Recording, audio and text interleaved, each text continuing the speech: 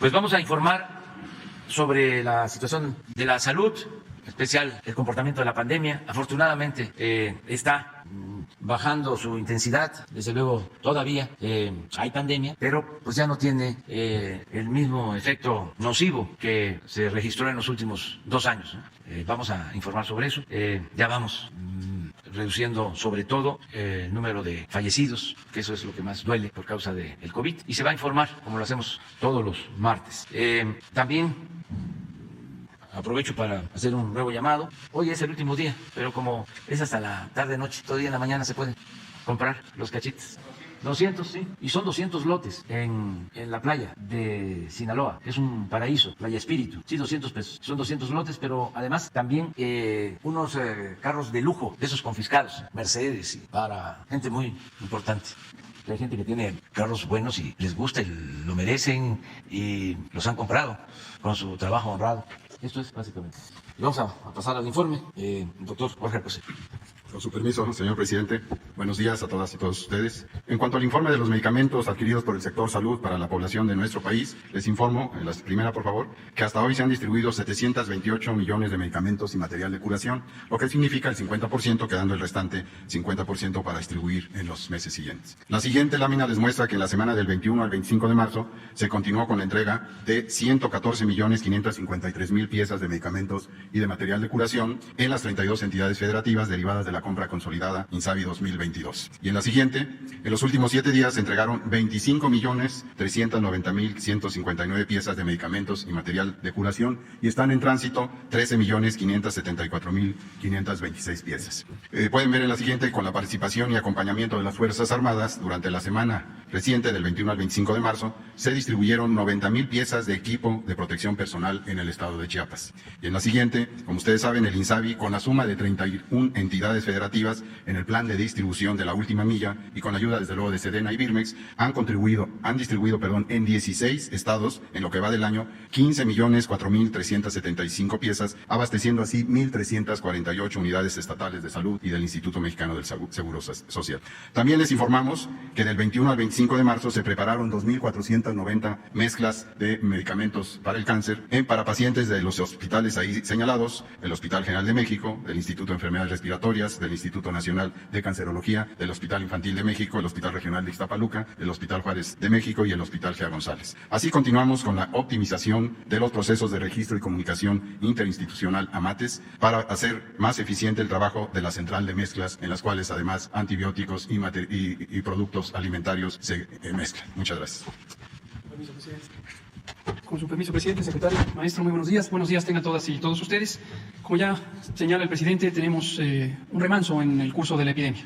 En este momento ya tenemos 9 semanas consecutivas en donde ha estado disminuyendo cada vez más la cantidad de personas que enferman de COVID-19 y lo mismo, las personas que estaban enfermas en los hospitales o que ingresan cada vez son menos y están ya prácticamente vacías las unidades COVID de los hospitales. Vamos a verlo con las imágenes. Esta es nuestra curva de agregación semanal, nuestra curva epidémica, donde vemos estas 9 semanas consecutivas de reducción. Vivimos en la semana 13 del año en este momento y hasta el corte de la semana 11 que se muestra han transcurrido estos descensos. Solamente 0.1% de los casos registrados son los casos activos, son las personas que en este momento están enfermas y pudieran contagiar.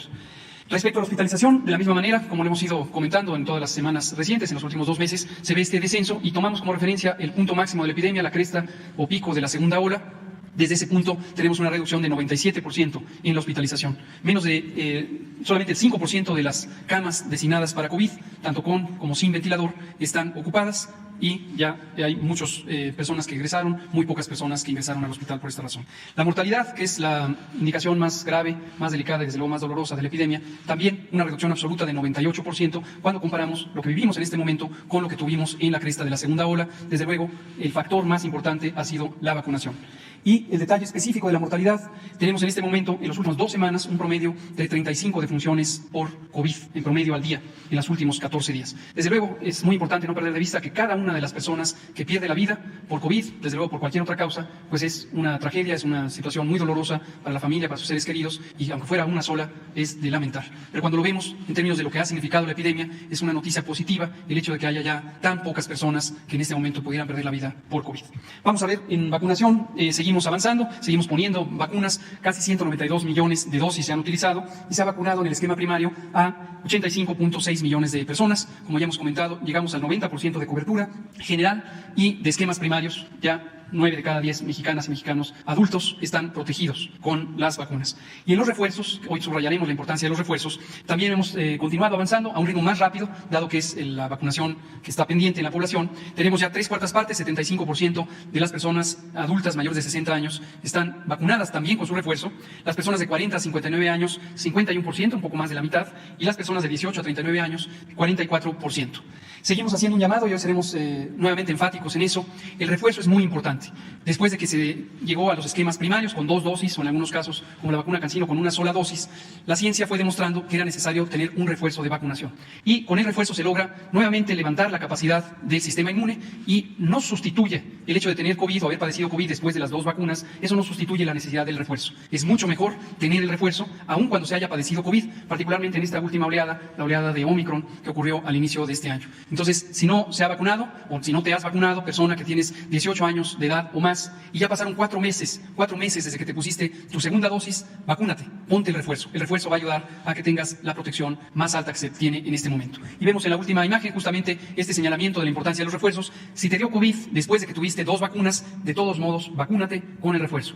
Y si no te has vacunado y es la primera vez que piensas en ello, vacúnate. Aún es tiempo, entre más pronto lo hagas mejor y todavía tenemos vacuna suficiente para cubrir a toda la población adulta que así lo requiera y todos los grupos de niños, niñas y adolescentes que han sido ya indicados de vacunación, tanto con comorbilidades como niñas y niños de 14 años en adelante, aun cuando no tengan enfermedades crónicas. Gracias. Buenos días, señor presidente, con su permiso. Buenos días, integrantes de gabinete, medios de comunicación y todos aquellos que nos ven a través de diversos medios. En lo que se refiere al informe de regreso a clases, tenemos las siguientes cifras. En escuelas contamos ya con 258.230 instituciones abiertas. En lo referente al número de alumnos, contamos ya con 28.923.260. Y en lo que se refiere a personal docente, ya tenemos una presencia de 2.183.595 docentes. Con estos datos podemos observar que afortunadamente y gracias al esfuerzo y participación que se ha tenido por parte de padres de familia, de maestros, de personal administrativo, personal manual, se ha podido ir avanzando y yo estoy muy agradecida y muy contenta de ver la participación de primera de los compañeros maestros, a quienes de verdad les envío una gran felicitación, un reconocimiento por el esfuerzo que han hecho. Sabemos que han sido momentos muy complicados, pero que han sabido de verdad ser muy profesionales y además de estar con lo que son sus clases, bueno, pues también han estado haciendo visitas domiciliarias en las reuniones que hemos tenido, visitas que hemos ido a estados, hemos visto con mucha satisfacción el compromiso y la responsabilidad que tienen nuestros compañeros maestros, así como también la participación que totalmente es indispensable de los padres de familia, a los cuales también les agradezco mucho, junto con las autoridades de órdenes de gobierno y junto con el personal que integra las instituciones. Un reconocimiento pues a todos los estados, Nayarit, Tlaxcala, Chihuahua, Chiapas, Colima, que han estado también apoyándonos en las reuniones que hemos tenido de análisis de planes y programas. Muchísimas gracias y muy buena participación a los maestros, así de que estoy muy contenta, que bueno que esto ya está pasando y pues ahorita vienen grandes retos, pero que sabemos con el compromiso y el trabajo en equipo que siempre ha caracterizado a nuestros maestros y a la administración, lo vamos a lograr. Muchísimas gracias. Muy bien, vamos a abrir para preguntas y respuestas. Hay una lista de ayer. Cindia Cerda, ¿sí está? Gracias, presidente. Canal 11. Presidente, después de la resolución de la Corte ayer, en el que se libera a Alejandra Cuevas, se absuelve a su madre, Laura Morán, ¿cuál es el mensaje de esta resolución? Después de ser un caso tan complicado, tan complejo mediáticamente, ¿cree que el audio difundido del fiscal haya contribuido para esta resolución de la Corte, en el cual pues se da la libertad a esta familia política del fiscal? Pues yo celebro que se haya tomado esa decisión por la Corte y creo que es la mejor manera de enfrentar las controversias, los conflictos, los problemas, el que nos ajustemos al marco legal y que prevalezca un auténtico, un verdadero Estado de Derecho. Antes esto no sucedía, antes era Estado de chueco, no Estado de Derecho. No hace falta buscar muchos ejemplos. Baste con lo que declaró el actual presidente de la Suprema Corte, de cómo fue presionado cuando el gobierno de Calderón, desde el Ejecutivo, para que cambiara su resolución. Eso ya no sucede. Ahora hay independencia, hay autonomía, no se simula. El Ejecutivo no es el poder de los poderes y esto es el cambio. Entonces, eso es lo que puedo comentar y qué bueno que se resuelven todos estos casos por la vía legal y que se demuestra que al margen de la ley nada y por encima de la ley nadie. Gracias, presidente. En otro tema, después de lo ocurrido ayer, de los supuestos balacera que se había reportado algunos medios locales allá en Cancún, esta conmoción generalizada de los actos de violencia, pues definitivamente llevaron a que muchos medios de comunicación hicieran esta difusión profusa de actos de violencia, cuando en realidad pues se trataba de que se habían tornado unas bandas. ¿Cuál es su impresión? Pues es que andan solo en busca de, coloquialmente hablando, de las podridas. En eso andan. Entonces, inventan. ¿Qué fue lo que sucedió en el aeropuerto de Cancún al mediodía?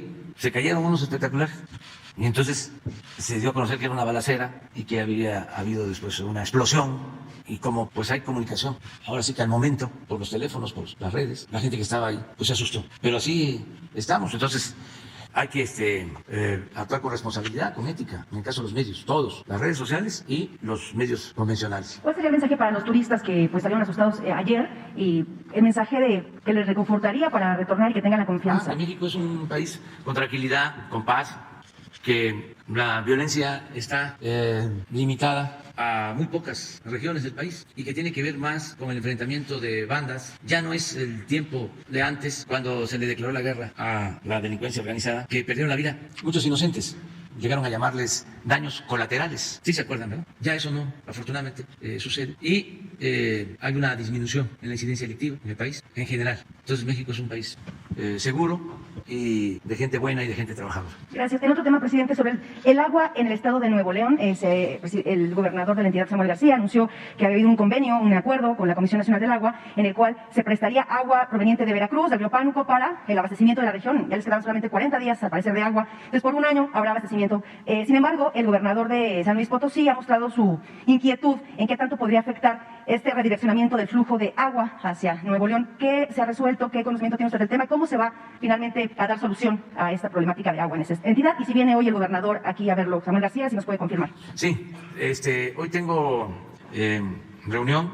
Vamos a encontrarnos con el gobernador de Nuevo León y el gobernador de Jalisco. Y en los dos casos, el tema principal es el agua, más en lo que corresponde a Nuevo León, aunque también se está atendiendo el problema de falta de agua en Jalisco. En el caso de Nuevo León, hay un plan conjunto que se ha venido aplicando. Nosotros ya hemos invertido como 2,000 millones de pesos para el abasto de agua en Monterrey, en la zona metropolitana, y lo vamos a seguir haciendo, pero no está contemplado lo del Pánuco. Eso la vez pasada aquí se preguntó y aclaramos que era un proyecto que se impulsó desde hace algunos años y se canceló porque pues hay oposición en Veracruz, en Tamaulipas, en San Luis, en Hidalgo. Entonces se están buscando otras opciones. Ahí la inversión que se está destinando tiene que ver con la presa Libertad y con otros proyectos. Ha habido reuniones del director de Conagua con el gobernador y hoy voy yo a recibirlo para apoyar a Nuevo León. Hicimos ese compromiso desde que estaba el anterior gobernador y hemos estado cumpliendo y vamos a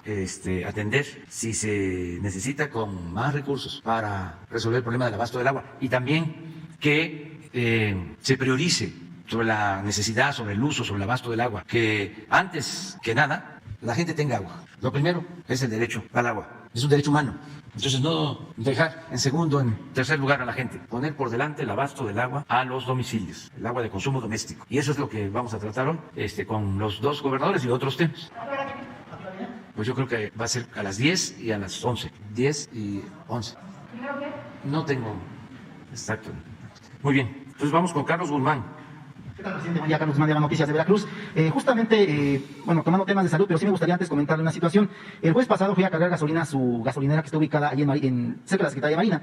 Es una gasolinera que muchos del sur de la ciudad ocupamos para el tema de tener combustible litro a litro, pero me topé con el tema de que únicamente se vende Magna a la población en general, no se vende la Premium al público en general, porque dicen que sobre el secretario que únicamente se vende a automóviles que tienen que ver con la dependencia con Secretaría de Marina. Ojalá lo pudiera revisar, es un comentario.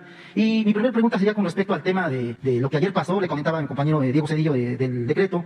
El día de ayer se hace oficial de que finalmente se echa para atrás este decreto que permite a los funcionarios públicos hacer promoción en el tema de la revocación de mandato. Pedirle su opinión al respecto, señor presidente. Bueno, sobre la gasolinería de Marina, es de lo mejor que hay desde hace algún tiempo. Tiene fama y por eso hay filas de carros, porque no solo es buen precio, sino se entregan completo los litros. Entonces voy a ver por qué solo se vende Magna. Sí, regular. Sí, vamos a ver, pero eso se va a resolver. Esa es una gasolinería que es ejemplo de cómo deberían de funcionar todas las gasolinerías. Esa gasolinería está en Coyoacán. Sí, en Ejidos Oriente y bueno, lo que es donde está la Secretaría de Marina. Sí, También. por la Secretaría de Marina. Sí, entonces lo vamos a tratar. El otro tema que tiene que ver con La decisión del Tribunal Electoral del Poder Judicial de la Federación con respecto al decreto que permitía a los funcionarios el promocionar la revocación de mandato, señor presidente. no sé qué resolvieron. ¿Anulan el decreto? Sí, como se lo comentaba mi compañero de ayer, Diego Cedillo, justamente es eso. Puede ser. No sé si tengan facultad. Es proyecto. Ojalá y pues no prospere. Pues cómo va a haber un decreto o cómo se va a anular un acuerdo del Poder Legislativo que tiene que ver con la promoción a la democracia y cómo un tribunal electoral va a estar en contra de que se difunda una consulta, un plebiscito, un referéndum. Es una paradoja. Es contradictorio, es un absurdo, además de ser antidemocrático, pero hay que esperar, a lo mejor todavía no está resuelto. Ya lo aprobaron. Ya está aprobado. Pues ya. Sí, incluso hoy es nota en uno de los periódicos que regularmente usted lo critica. Ya lo aprobó el tribunal y ya no queda Ya no se puede. ninguna otra instancia. Ya es definitivo. Sí, es pues decisión ya. del tribunal. Por eso, Por eso hace falta una reforma. Ya vamos a hacer la propuesta. había comentado que después de la revocación de mandato le iba a mandar. Pasando el 10 de abril, vamos a enviar una iniciativa de reforma a la Constitución para garantizar la democracia en México. Que ya no haya jueces con actitudes tendenciosas en lo electoral. Esto es, que no haya consejeros, que no haya magistrados, que no tengan vocación democrática. Y también que se garantice el voto libre, secreto, que no haya fraudes electorales. Nosotros llegamos a la presidencia luego de luchar muchos años y de padecer fraudes electorales. Entonces tenemos que dejar consolidada la democracia y vamos a presentar esa iniciativa. Y lo vamos a hacer con la participación de todo el pueblo. ¿Al Senado o a la Cámara, presidente? A la Cámara de Diputados va primero. Y les adelanto, voy a proponer que sea el pueblo el que elija a los consejeros electorales y a los magistrados. De manera directa. ¿Por voto? Con voto abierto. No, pero el pueblo va a elegir. De forma directa. Se acabó, o espero que se acabe, lo de los acuerdos populares, contrarios al interés del pueblo. Los consejeros y magistrados. Pero ya vamos a plantear la reforma para que haya una renovación y que lo haga el pueblo. Los tres poderes van a presentar a ciudadanos verdaderamente independientes, de inobjetable honestidad. Cada poder va a presentar a 20 ciudadanos, 60 para el caso de consejeros y algo parecido en el caso de magistrados. Y esos 60 van a ser votados en elecciones abiertas. El que saque más votos, ese va a ser el presidente, buscando que sean mitad mujeres, mitad hombres. Ya les di un adelanto. O sea, ya no me pidan más. Hablando de temas de justicia, ya. Hablando de temas de justicia, presidente, el día de ayer fue, como decía la compañía Canal 11, fue liberada Alejandra Cuevas, pero ella pide una audiencia con usted porque tiene miedo, le pide una audiencia para que le brinde usted seguridad. ¿Se la dará la audiencia, señor presidente? Ya di instrucciones hoy al secretario de Gobernación que establezca comunicación con ella y que se le ofrezca, que se le brinde toda la protección y todo el apoyo. La van a buscar ya de inmediato, de mi parte. Y finalmente, aprovechando usted la Secretaría de Educación Pública, la jefa de gobierno había comentado hace algunas semanas en el tema de la educación de que ella era de la idea de que ya se regresara a clases todos los días. Es preguntarle, señora secretaria, usted es maestra de formación de aula, como pocas ha habido en la Secretaría de Educación Pública, pero el tema es justamente por conocer esta cuestión, esta idiosincrasia que se trata con los chicos, es preguntarle si ya se contempla justamente con el subsecretario Hugo López-Gatell el tema del regreso a clases ya diarias o la normalidad completa. Es preguntarle a ambos si ya se contempla esta posibilidad y para cuándo sería, señor secretario o señor subsecretario. Muchísimas gracias por su. Sí, pues buena pregunta. Efectivamente nos hemos conducido con ese respeto a la decisión de cada institución, como se ha marcado. Aquí nada es por la fuerza. Sin embargo, ahorita en atención a los resultados que se tienen por parte de salud, ha habido una muy buena coordinación y estamos de manera diaria y al pendiente de cómo se dan los casos. Sí, ya hay las condiciones para que los pequeños ya estén y los jóvenes ya estén de manera ya normal. De hecho, sí, adelanto, hay estados que ya están trabajando de manera normal. Ahorita que venimos en el transcurso del recorrido de la casa de ustedes aquí, pues vemos con mucho agrado que ya hay jovencitos que están esperando como en otros momentos su camión para venir aquí a la Ciudad de México, y cuando llegamos un poquito a las 7 de la mañana ya están entrando a las secundarias, a las primarias, jardines de niños. O sea, los pequeños y los jóvenes nos han dado una muestra muy grande de que los padres de familia en bicicleta, caminando y también ya están llegando. Ustedes lo han visto, ya empieza a haber más movimiento en lo que se refiere al tránsito, porque ya se está a la normalidad. Yo creo que sí es importante, insistimos, más que nada porque viene la cuestión de atender la salud no solamente mental, sino también física, y viene también la cuestión del rezago. Por eso hace rato les comentaba, vienen muchos retos, y en la medida en que esto ya se vaya haciendo de manera más rápida, eso va a permitir mejores beneficios para nuestros pequeños. Lo único que yo recomendaría es, como decía el doctor Hugo López Gatell, también los convoco a los jóvenes de 18 años que ya no tienen todo su refuerzo, que lo hagan, de vacunación, así como padres de familia, maestros que llegan a faltar, pero sí ya estamos en condiciones de estar, y yo insisto, ya la gran mayoría ya está trabajando de manera normal. Eso sería mi comentario. ¿Perdón? Pues ya están, o sea, de hecho, a mí me da mucho gusto porque en las visitas que hemos hecho, fui a Nayarit, por ejemplo, he estado en Chihuahua, hemos tenido la oportunidad de visitar escuelas y ya están trabajando de manera normal. A mí me da mucho gusto porque además de los niños, están los padres de familia, siguen haciendo sus protocolos, siguen apoyando en la limpieza de las instituciones, trabajando en algunas mejoras. Entonces, ya, de hecho, ya están. Veracruz también ya vemos con gran satisfacción. El Estado de México también ya está de manera normal. Entonces, yo creo que esto ya está. Son realmente mínimo los casos que todavía hicimos, respetamos, pero de manera muy respetuosa. La propuesta es de que ya los maestros ya están vacunados. Se está apoyando. No podemos a lo mejor decir más porque a veces la limitación de ahorita de la veda y todo eso, pero sí estamos bien y yo creo que ya es tiempo, ya debe de hacerse. Muchas gracias. Sería bueno que, para contestar tu pregunta, que Hugo presentara de todas las escuelas abiertas, solo 8 de todas han tenido algún asunto relacionado con COVID. ¿No tienes el dato? Por favor, porque esto ayuda. Estamos también que se dé el dato de cuántas escuelas están abiertas, creo que usted, ¿sí? Para que vean que es una cosa mínima, ya se puede regresar y ya se está haciendo, ya son muy pocos los casos. Y agradecemos mucho a los padres de familia, a las maestras, a los maestros, que se han portado pero muy bien a la altura, porque no solo es el daño de la pandemia, sino el atraso que origina en lo educativo, que no es lo mismo la educación a distancia que la educación presencial en la escuela, es fundamental. Entonces ya se ha ido avanzando. ¿Tienes el dato? Sí, tenemos aquí exactamente esta imagen. Recordarán que esta imagen la hemos estado presentando periódicamente. Lo que representa es la ocurrencia de COVID-19 en niñas y adolescentes, en personas menores de 17 años. Esta es nuestra población de un monitoreo especial que hemos tenido a lo largo de toda la epidemia, pero que hicimos más activo después de que abrieron las escuelas, desde que decidimos que era conveniente abrir las escuelas el 30 de agosto del año pasado. Y el planteamiento de este monitoreo es: existían preocupaciones en algunos segmentos de la sociedad que nos parecen legítimas, totalmente comprensibles, padres, madres de familia que no querían mandar a sus hijos a la escuela por la preocupación de que en las escuelas pudiera haber brotes, pudiera haber grandes contagios. Por eso hicimos este monitoreo particular. Y la idea es, si es cierto que las escuelas son sitios de importancia para el contagio, lo que vamos a ver es un repunte particular en esta población de menores de edad, en la población escolar, en contraste con lo que ocurra en la población en general. El resultado fue que no. Efectivamente, como lo pensábamos, no fueron las escuelas sitios peculiares, sitios especiales de contagio, y eso se mostró porque el mismo descenso que fue ocurriendo en la epidemia en la población adulta fue el mismo descenso que fue ocurriendo en la población menor de edad. Y, en particular, el porcentaje de casos de COVID en la población representado por menores de edad se ha mantenido muy estable, de hecho ha reducido a lo largo de la epidemia, se ha reducido recientemente, y eso también es elemento de que no son las escuelas un sitio de especial peligro. Se ve ahí la curva también señalada claramente las vacaciones. Cuando tuvimos las vacaciones de invierno, hubo también nuevamente preocupación de que al regresar pudiera haber una oleada de contagios y que la apertura significara eso. Y no, nuevamente fueron las propias vacaciones las que sí representaron un elemento de riesgo para toda la población adulta y menor de edad, y fue cuando repuntó por la variante Omicron. Pero lo que ocurrió en las escuelas es que cuando empezó a bajar los contagios de Omicron, también empezaron a bajar los contagios en menores de edad. Y en la siguiente es la tabla que señala el presidente. Podemos ver ahí de un monitoreo de más de 115,000 escuelas que representan la muestra a nivel nacional de este monitoreo especial. solamente 8 en este momento, en esos 5 entidades federativas, Baja California, Morelos, Puebla, San Luis Potosí y Zacatecas, solamente 8 están afectadas. Entonces,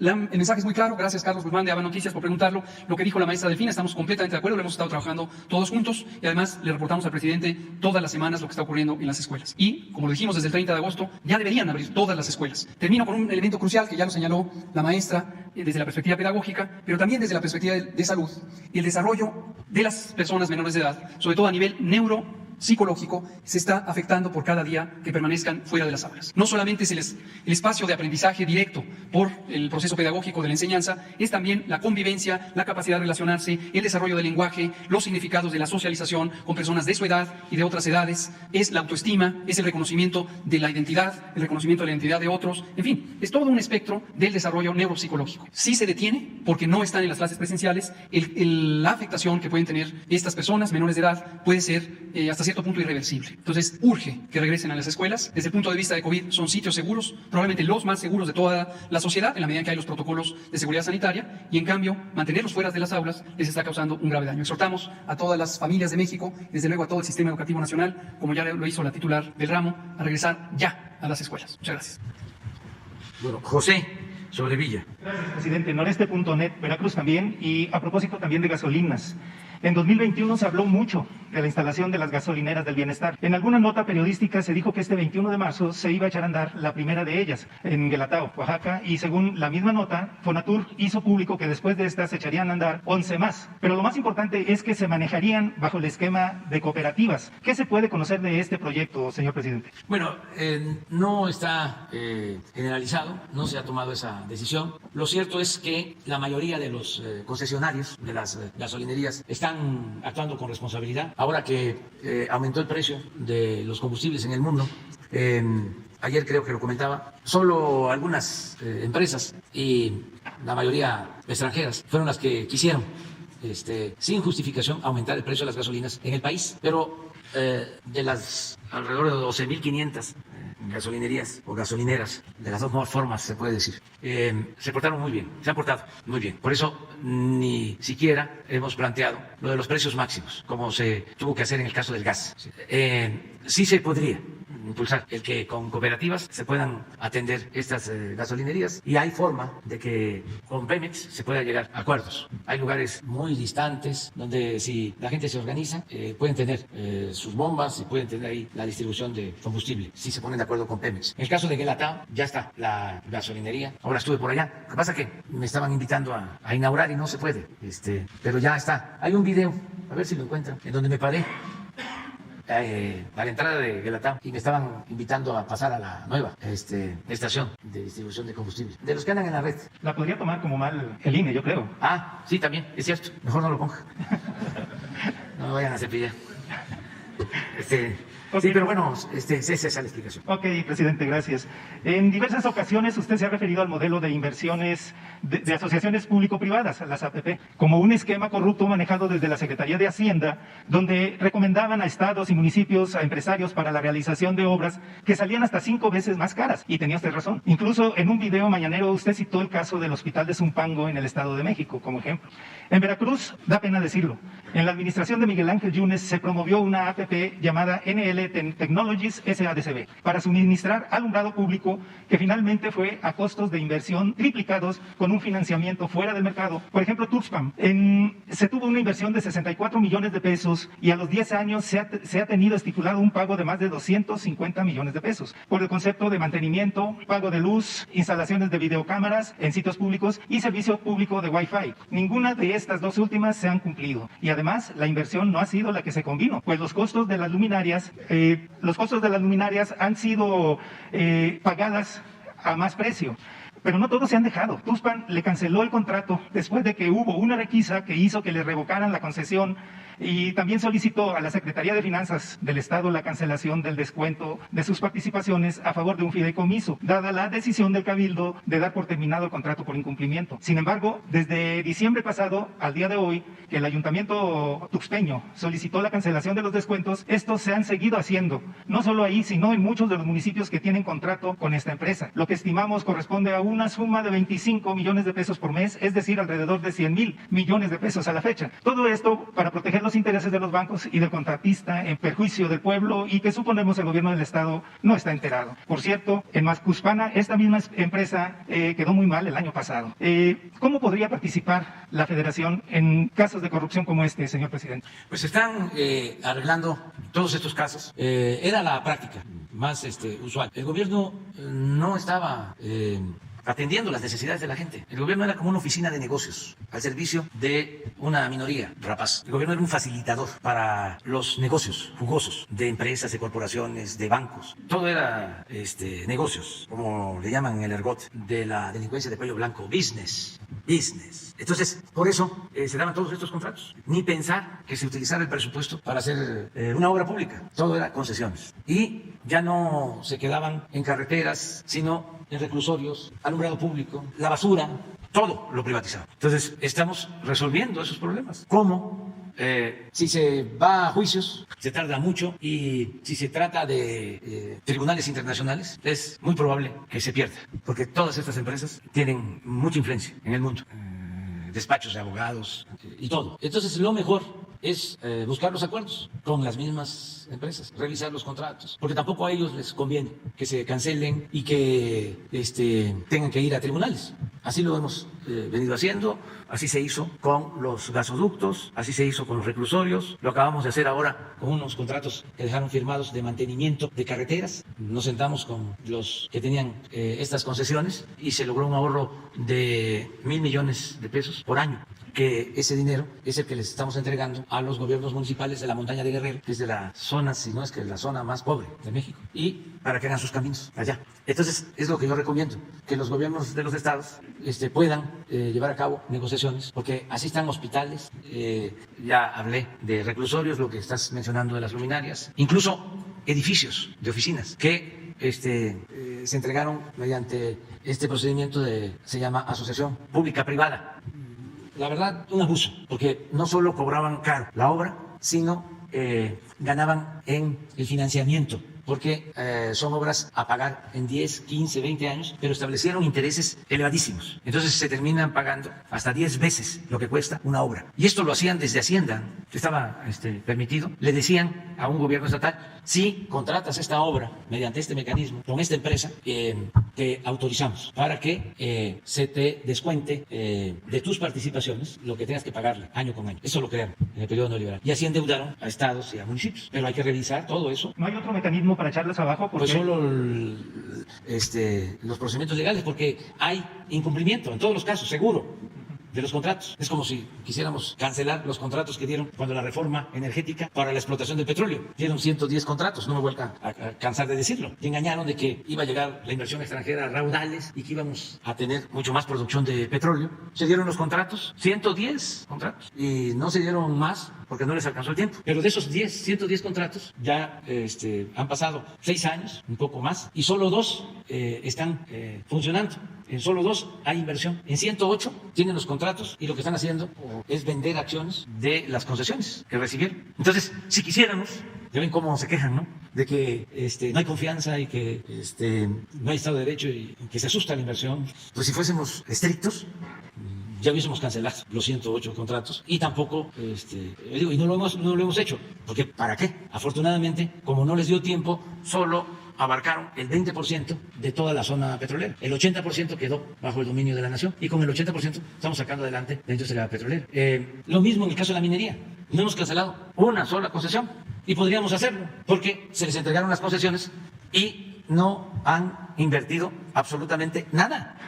Son como las famosas tierras o bienes de manos muertas de la época de la reforma. O sea, son actividades improductivas, solo dedicadas a la especulación. Pero no nos metemos en eso. Hay muchísimas cosas que requieren de atención, pero cuando se gobierna en una situación como la que estamos nosotros enfrentando, después del predominio de un régimen de corrupción, de injusticias, de privilegios, o sea, después de tanto rezago, de una herencia de latrocinios, pues como todo, casi todo, estaba podrido, pues uno tiene que saber priorizar. Entonces, aquí tengo 1,000 problemas a resolver. ¿Cuáles son los que más dañan a la gente? De todos. Y a esos vamos a enfrentar. Sabemos que existen los otros, pero ya vendrán otros gobiernos. Nosotros vamos a enfocarnos a lo fundamental. Por eso, ¿cuál es lo más prioritario? Acabar con la corrupción. El que no se permita la corrupción. El que se garanticen las libertades en el país, que haya un auténtico Estado de Derecho y que se atienda al pueblo y en especial a los pobres. Entonces eso, nada más. Hace falta, bueno, muchísimas cosas, muchas cosas. Hace falta que haya radios comunitarias, que, bueno, que en eso vamos avanzando, porque sí es importante la comunicación de Internet.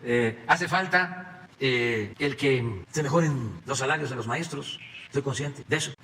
Estamos buscando la manera de ayudarlos. Les voy a dar un dato, como ha venido aumentando, como nunca había sucedido el salario mínimo, bueno, de 40 años a la fecha, no había aumentado el salario mínimo como ahora. Ahora el salario promedio de un trabajador del seguro, inscrito en el Seguro Social, son 21 millones ya de trabajadores inscritos en el Seguro Social. Y el salario promedio, a ver si tienes ahí el dato, es 14,300 pesos mensuales de los trabajadores. Y el salario promedio de un maestro es 12,500. Entonces, todo eso sí requiere de atención, más que hay que ver cómo lo vamos a resolver. Ya andamos en eso, ¿no? Atendiendo. Pero lo que preguntas de las luminarias del alumbrado público en Veracruz, sí se puede. Y yo creo que Cuitláhuac va a actuar para ayudar a los presidentes municipales. Claro que sí. Porque les dejaron todas esas deudas. Y puro influyentismo, pura corrupción de gente que se dedicaba a eso. Claro. ¿Tienes lo del salario promedio? A ver, no. A ver, es una... Hay otra. Pero no tienen la tabla. Otra, la otra. Pon la primera. Otra. Aquí está. Esto es. Llegamos. Acabamos de ver a 21 millones de trabajadores inscritos. Es récord. 21 millones de trabajadores inscritos en el Seguro Social. Y el salario promedio de estos 21 millones de trabajadores, a ver si lo pones eso. No, hay otro. Otra, a no ser que me haya yo confundido, pero no creo. Sí, 14,300, pero sí, 200, hay promedio. Y el caso de los maestros, decía yo, 12,500. Ya la maestra se puso contenta, ¿sí? Por lo que viene. Muy bien, ya está. Ah, pero hay un Pablo Ferri. Ah, ¿son visitantes? ¿No están? Del país. Adelante. Buenos días, señor presidente, muchas gracias. Dos cuestiones. Primero, sobre el caso de Ayotzinapa. Ayer el grupo de expertos presentó su informe, el tercero ya. Bueno, entre otras cosas, comentó o abundó sobre el monitoreo que las Fuerzas Armadas llevaron a cabo durante aquella época, 2014, antes, durante y después del ataque contra los normalistas. Una de las cosas que más llamó la atención fue el video que nos mostraron, un video que grabó un dron de la Marina, donde se veían al menos 12 integrantes de la Marina en un escenario que por entonces era importante, sigue siendo importante, el basurero de Cocula, una diligencia que no consta en el expediente. Nos dijo el GIEI ayer también que usted conocía esta información desde hace un mes ya. Entonces, la pregunta es si ha pedido algún tipo de explicación a la Marina sobre por qué no informaron de todas estas actuaciones en su momento y por qué ahora ya en su gobierno no se ha informado hasta noviembre de 2021, que es cuando el GIEI recibió esta información. Esa sería la primera pregunta. Bueno, está abierta la investigación. Es un compromiso que tenemos de dar a conocer lo que sucedió con la desaparición de los jóvenes de Ayotzinapa. Y esta comisión de expertos presentó su informe. Antes lo hicieron conmigo. Me mostraron toda la información que tenían, que iban a darla a conocer, cómo lo hicieron, y se va a continuar con la investigación. Ellos van a continuar un año más colaborando. Y se sigue haciendo la investigación. Sobre ese video al que haces referencia de la Marina, me lo mostraron y se dio la instrucción que se investigara a los jefes de Marina que participaron en ese operativo y ya han declarado. ¿Ante quién, perdón? Ante la Fiscalía. ¿Cuántos son? Pues todos los que participaron, sobre todo el almirante responsable del operativo. No puedo decirles más, solo comentarles que está abierta la investigación y tenemos el compromiso con los padres, con las madres de los jóvenes, de llegar a saber todo sobre la desaparición de los jóvenes y a diferencia de antes, cuando el país solo se dedicaba a aplaudirle a los anteriores presidentes, ahora no hay impunidad para nadie. El GIEI criticó también la resistencia durante esta administración de las Fuerzas Armadas a entregar información, a pesar de que usted mismo, a través de después de las peticiones del GIEI, instruyera de nuevo que se entregara toda la información necesaria. Pero incluso ayer, después de que se entregara parte de la información que ellos requerían, insistieron en esto. ¿A qué cree usted que se debe esta resistencia, incluso después de que usted insistiera en que se entregara toda la información? Se está entregando toda la información, se ha entregado, se han abierto los archivos como nunca y no se oculta absolutamente nada. Se lo pregunto porque si usted recuerda, en octubre del 2021, la Comisión Presidencial divulgó a instrucción suya comunicaciones interceptadas a integrantes de Guerreros Unidos, que es el grupo delictivo que supuestamente estuvo detrás en parte del ataque contra los muchachos, y policías municipales de la zona de Iguala. Estas intercepciones las hizo el Ejército. Esto probaba que Sedena había estado monitoreando a Guerreros Unidos y a personas alrededor de esta red criminal durante el ataque y después, ¿no? Sin embargo, Sedena, después de estas dos comunicaciones que ustedes mismos, la Comisión Presidencial divulgó, no ha dado más información información en este sentido. La pregunta es, ¿usted cree que es factible o posible que el ejército solo tenga transcripciones de estas dos comunicaciones, que no interceptara mensajes o llamadas de esos u otros integrantes de las redes criminales de la región en esos días u otros? Toda la información del ejército se ha puesto a disposición de la comisión y de la Fiscalía Especial. Y esa es la instrucción que tienen y la están cumpliendo. Bueno, ya por último, sobre el caso Gertz, la familia política de Alejandra Cuevas ha sostenido este año y medio que ya ha estado en prisión que el fiscal general presionó para que la Fiscalía de Ciudad de México procesara a las dos mujeres, Alejandra Cuevas y a su madre Laura Morán, que era la pareja de Federico Gertz.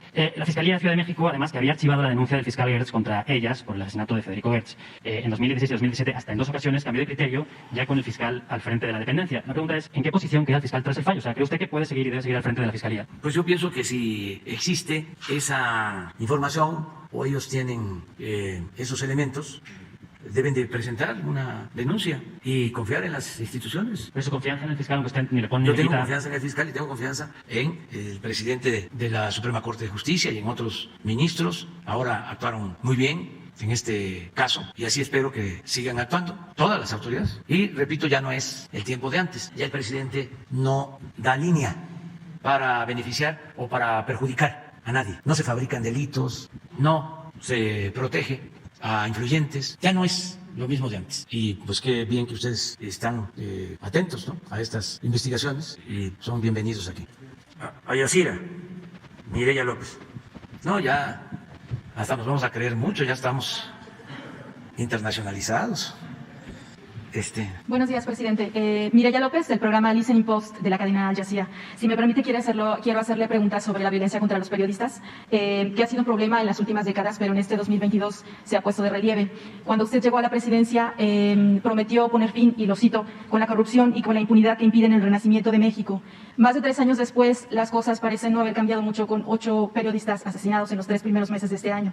¿Qué ha pasado con esa promesa, presidente? ¿Considera que la no impunidad se ha cumplido en estos casos de asesinatos de periodistas y ataques contra ellos? Sí, hemos avanzado y estamos cumpliendo. Y no tengo nada de qué avergonzarme. Tengo mi conciencia tranquila. Estamos avanzando en todos los terrenos. Lo mencionaba, ya no hay la corrupción que existía antes. No hay la impunidad que imperaba. No existe el influyentismo que predominaba. Hace unos días que informamos sobre seguridad, ponía yo un ejemplo de que la secretaria de Seguridad era Rosa Isela Rodríguez, por cierto una periodista, mujer, y no era Genaro García Luna. Esto mismo de ayer, no se veía de que el Poder Judicial, los ministros, tuvieran la arrogancia de sentirse libres de actuar con apego a la ley. Eso no existía. Entonces, estamos avanzando en el combate a la corrupción, en que no haya impunidad. Lamentamos mucho lo de los asesinatos de los compañeros, de las compañeras periodistas, y estamos investigando de todos los casos.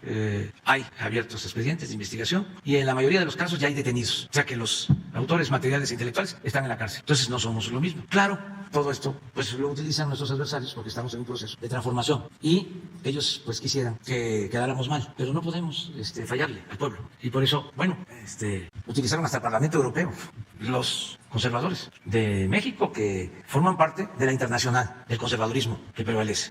Y por eso pues muchos se dejan llevar por la campaña de desprestigio en contra nuestra, porque sí hay una campaña en contra de lo que representamos. Y no solo en México, esto sucede en Argentina, y sucede en Chile, y sucede en Colombia, y sucede en Estados Unidos, y en todos lados, en España, en todos lados. Es un asunto que hay que tratar, no nuevo, lleva décadas, siglos. El predominio de una prensa o medios de información al servicio de minorías. Una prensa que no toma en cuenta al pueblo, que no recoge los sentimientos del pueblo, que solo representa a los grupos de intereses creados. Pero es mundial, no solo que es el Reforma o el Universal, es el Washington Post, el New York Times, y el Financial Times, y el País.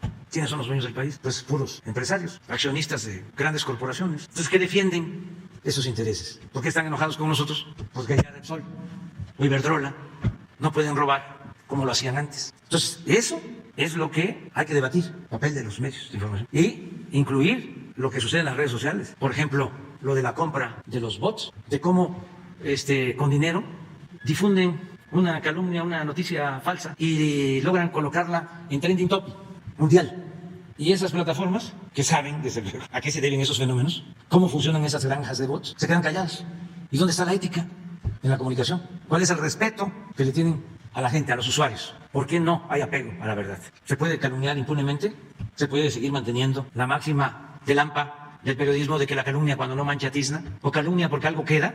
Entonces, sí, los medios. Me acuerdo que una de las memorias de una entrevista que le hicieron a Mitterrand hablaba del papel de los medios, del poder mediático. Y decía en ese entonces que era muy difícil que en Francia pasara lo que sucedía en otros países en donde los medios electrónicos, sobre todo la televisión, llegara a convertirse en un poder capaz de sustituir la voluntad popular. Falleció Mitterrand, gran presidente, igual que De Gaulle. Y en Francia y en otros países, pues llegó la televisión y llegaron los medios electrónicos y se avanzó más en la desinformación. Entonces, es tu pregunta sobre estos lamentables hechos que estamos atendiendo, pero te contesto de que no hay impunidad y que estamos trabajando todos los días para proteger a los ciudadanos. Heredamos una situación muy complicada porque había una asociación delictuosa, un contubernio entre delincuencia y autoridades. No sé si han visto ustedes reportajes o alguna serie de Netflix sobre García Luna y Calderón. No hay, ¿verdad?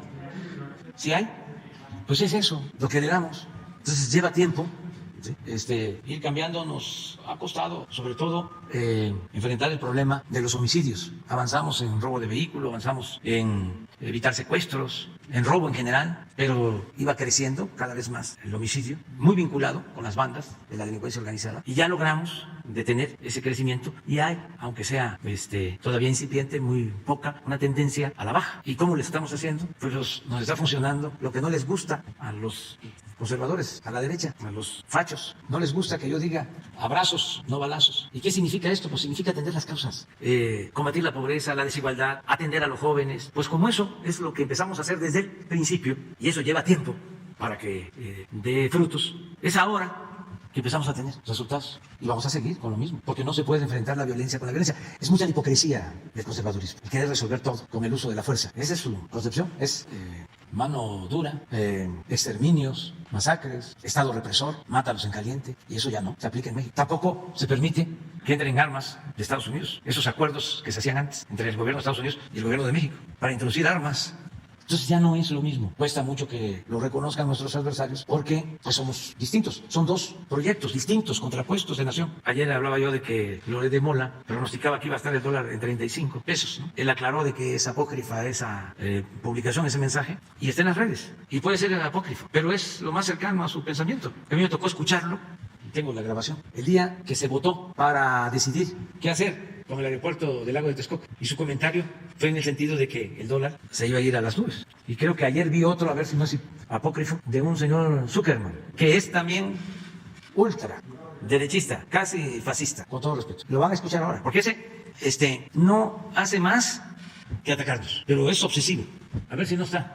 Es de... No, está en todo en contra, pero sobre el dólar, que está incluso, parece que en una entrevista, lo está entrevistando al director del Economista, de un periódico especializado en finanzas y en economía. Es de antes de que tomáramos posesión, pero también un pronóstico así. Ya ven cómo decían de que iba a ser México como Venezuela, con todo mi respeto al pueblo de Venezuela, a todos los venezolanos, porque también eso es una falta de consideración a los pueblos, ¿no? El estigmatizarlos. Cuando había la violencia del narcotráfico en Colombia y se hablaba con un colombiano, se le veía así, con malos ojos, ¿no? Son pueblos buenos. Bueno, una campaña en contra de Venezuela. ¿Qué acaba de suceder ahora? Bueno, pues me da gusto, ya se arreglaron, ya Chevron va a extraer 1 millón de barriles diarios de Venezuela. ¿Y dónde quedó el pleito? Pero qué bien que se acaben los conflictos. Entonces, aquí la apuesta era de que nos iba a llevar el tren. Y no nos ha llevado, ni siquiera nos ha arrastrado nada. Pero en la pandemia, la economía, la seguridad, ahora que estamos inaugurando obras contra las obras, salen los pseudoambientalistas, además con mucho dinero de por medio, estas campañas financiadas. Dice un actor, es que yo no recibo sobres amarillos. No, son transferencias electrónicas. Eso del sobre amarillo ya pasó de moda.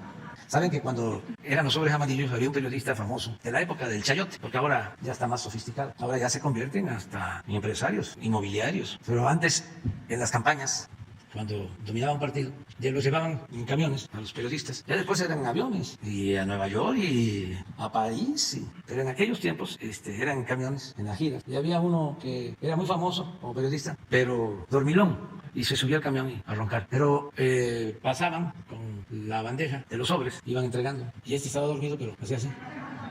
y le ponían el sobre. Y así, faltan 100. Eso se llamaba piquete de ojo, o sea, le sacaban al sobre los que repartían. Entonces, pues ya eso del sobre ya es historia, es otra cosa. ¿No lo encuentran? Bueno, ya lo de... si no para mañana, porque sí es interesante. Es un diálogo, es eso. Sí, es él dice va a llegar a 27 pesos el dólar, dice Zuckerman. Y está con el economista que también dice que nos va a ir muy mal, el director. Pero bueno, no sé si tengas otra pregunta. Sí, tengo una segunda pregunta. Compromiso 90 de 100 que usted hizo dice, se respetará la libertad de expresión, nunca el gobierno aplicará censura a ningún periodista o medio de comunicación. En este mismo espacio se ha hablado de periodistas y se ha mencionado medios como los que acaba usted de nombrar, que critican su gobierno. Inmediatamente a través de redes sociales o por otros medios llega la estigmatización y probablemente el desprestigio de estos medios y de estos periodistas. ¿No cree usted que ese tipo de menciones en este espacio alientan o provocan los ataques cibernéticos o en redes sociales y otro tipo de ataques contra los periodistas y medios de comunicación que aquí se mencionan? No, nosotros garantizamos la libertad de expresión. Nadie es censurado. Nunca habían insultado tanto a un presidente. Yo creo que solo en el caso del presidente Madero. Nunca. Hay tanta libertad de expresión que me insultan. Un día sí y el otro también. Y yo no los insulto. Yo nada más replico. Y tengo que informar a la gente, porque si no me quedo en estado de indefensión. Y entonces me atacan y no es Andrés Manuel, es lo que represento. ¿Y qué represento? Pues junto con millones de mexicanos, un proceso de transformación. Millones de mujeres y hombres que queremos un cambio verdadero, que dijimos basta a la corrupción, a la impunidad, al autoritarismo. Y estamos luchando por eso. Entonces, ni modo que me quede callado. Tenemos que responder y garantizar también el derecho que tienen nuestros adversarios, Zuckerman, Chumel, López Dóriga, Ciro, Ferriz, Carmen Aristegui, los del Reforma, los del Universal, todos. ¿Saben cómo estamos? ¿En qué proporción estamos? De cada 100 artículos, sí, 1 a favor, 99 en contra. Entonces, ¿cuándo se había visto tanta libertad? Nunca, nunca. Lo que pasa es que estamos desmistificando, porque era el cuarto poder. ¿Saben para qué utilizaban la libertad de expresión? Para hacer negocio, para robar. Las grandes empresas tenían sus medios de comunicación, o tienen, para protegerse. Y someter al poder público, y recibir contratos, y créditos, y prebendas. Eran parte, y siguen siendo, de los grupos de poder económico y de poder político, que se sentían los dueños de México. No se podía tocar a ningún medio de información, porque no se podía tocar al intocable. Se llegó al extremo de que antes los medios estaban al servicio de los presidentes, y luego los medios llegaron a imponer presidentes. ¿Y el pueblo? ¿Les interesa el pueblo? ¿Le tienen respeto al pueblo? ¿Les importa el pueblo? ¿Le tienen amor al pueblo? No, no, defienden intereses. Necesitamos, por eso, una transformación, un cambio profundo en el papel de los medios de información, donde se tenga como objetivo principal el informar al pueblo, con objetividad, con profesionalismo. Eso es lo que se requiere, no los medios para la cúpula, porque así está, es para los de arriba. Son, siempre lo he dicho, dos mundos, dos esferas, la llamada sociedad política y el pueblo raso. Y para todos los informadores, con honrosas excepciones, lo que importa es la sociedad política. El pueblo no existe para ellos. Entonces ahora es distinto, y por eso el desconcierto, como se están dando todos estos reacomodos, pues no hay más que atacarnos. Pero pues yo creo que ya a estas alturas ya deben de saber que nosotros no vamos a dar ni un paso atrás. Imagínense, tanto tiempo luchando para llegar y hacer lo mismo, convertirnos en peleles de los potentados, o en florero, estar nada más aquí de adorno, o para que nos digan, señor presidente, que yo pueda decir, ¿qué horas son las que usted quiera que sean, señor? No, nada de esa parafernalia de poder nos importa. Lo que queremos es la transformación del país, cambios verdaderos, no simular, como ya sucedió, que hablaron de un cambio y fue más de lo mismo, gatopardismo. Eso que consiste en que las cosas en apariencia cambian para seguir igual. No, y vamos siempre a ser muy respetuosos de la libertad de expresión y a cuidar la vida, garantizar los derechos humanos, que es el principal de los derechos humanos, de manera sincera, por convicción. Nosotros venimos luchando desde hace décadas, desde que entré a la universidad, bueno, desde antes, ya tenía yo estas ideas, gracias a mi maestro Lara Laguna. Cuando entré a la universidad, a la Facultad de Ciencia Política, eso se lo acabo de recordar en una carta que le envié al presidente Boric de Chile, 1973. Me tocó primero analizar el proceso chileno y luego, con mucho dolor, lo que fue el asesinato del que haya perdido la vida, un gran presidente, Salvador Allende. 1973, estaba en primer año en la Facultad de Ciencia Política. Y vivía yo en la casa del estudiante tabasqueño, aquí cerca, de la colonia Guerrero, la calle de Violeta. Vivíamos 80, que nos daban alimentación y hospedaje, una beca. Y cuando se dio el golpe, yo y dos compañeros más pusimos en el pizarrón un manifiesto, escribimos. Entonces, no es de ahora. Llevamos ya muchísimo tiempo en esta lucha y no vamos a traicionar al pueblo. ¿Ya está? A ver, miren eso. Dependiendo del mensaje que mande López Obrador también. Oye, pero pues es que sí es un chorro, ¿no? O sea, ya no hay tanto margen para ir para abajo, pero sí hay mucho margen para que de una devaluación, pues yo te diría casi abrupta del peso mexicano, ¿no? Si López Obrador gana con amplio margen y no hay tratado. Y no hay tratado, y además mantiene el mensaje de voy a realizar todo, voy a dar marcha atrás en reforma energética, evidentemente eso va a significar menos inversión extranjera, que a su vez significa menos recursos entrando a México. Y se puede ir ahí hasta 27, poder 25 o 27. Ahí está. Qué bueno que no se cumplió el augurio. Bueno, muy bien. Nos vemos mañana. Ya, se terminó. Sin lista. Ya, o sea, porque si no, ya queda. Muy bien, nos vemos mañana.